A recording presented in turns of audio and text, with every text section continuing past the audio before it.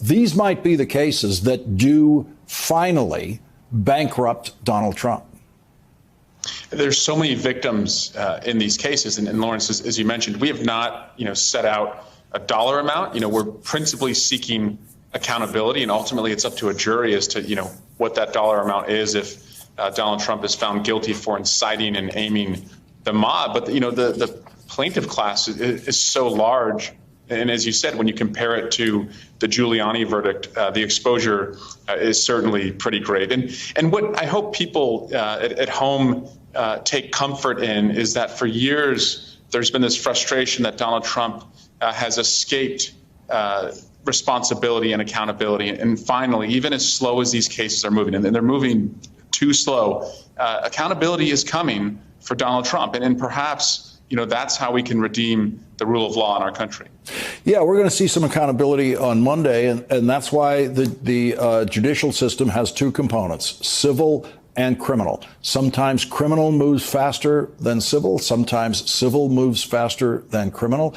Here we've seen this case brought by the Attorney General was actually years in the making, but this year it seemed to move quite quickly compared to what people were seeing on the criminal side. And Lawrence, frankly, our criminal and civil justice system was not built for a legal terrorist like Donald Trump. He is a professional litigant. I mean, there may not be another person in America who has had their name attached to more lawsuits than Donald Trump. And through 40 years of experience in the legal system, he's learned how to grind it down and to delay, and obstruct. And he's been somewhat successful. And frankly, we have to look beyond Trump as to what do we do when someone like Trump comes along in the future. Adam Schiff, I think, has the best proposal here. He has a bill called the Protecting Our Democracy Act, which creates kind of a fast track when you have cases involving an executive or a former executive, so that someone isn't able to grind it out like this and then perhaps win an election and then make their liability go completely away. So the first thing that Donald Trump is already in the process of bankrupting is his own presidential campaign, the Biden-Harris campaign raising much more money than the Trump campaign. Biden-Harris campaign spending it all on campaigning.